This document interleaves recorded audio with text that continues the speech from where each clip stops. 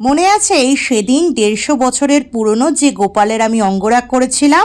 আমার আজকের গোপাল সোনাও তাদের পরিবারেরই একজন। ওনারা আমার কাছে একসাথে দুটো গোপালেরই অঙ্গরাগ করতে দিয়েছিল, একটা পিতলের আর এই বিগ্রহটা হচ্ছে মাটি। পিতলের বিগ্রহর মতন মাটির বিগ্রহটাও ছিল ঝা চকচকে পরিষ্কার। তবে যেহেতু দীর্ঘদিনের মাটির জিনিস তাই কালারটা অনেকটাই ফেড হয়ে গিয়েছিল, সেটাই আমাকে রিপেয়ার করতে দিয়েছিল।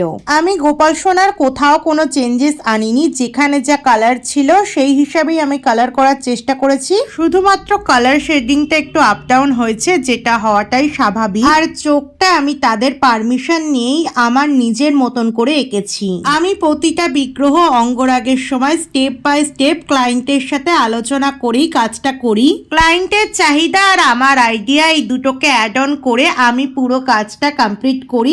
আজকের কাজটাও সেই মতনই আমি করেছি। গোপাল সোনার আগের অঙ্গরাগে কোনো কলকা ছিল না, কিন্তু পার্সোনালি গোপালের অঙ্গরাগে আমি কলকাটা পছন্দ করি, তাই ওদের থেকে কোনো রকম কোনো অনুমতি না নিয়ে আমি আমার ইচ্ছা মতন গোপু সোনাকে তিলক চন্দন পরিয়ে দিয়ে গায়ে হালকা করে কলকা করে দিয়েছিলাম। তবে ওরা তাতে রেগে যায়নি, বরং ওদের পছন্দই হয়েছে।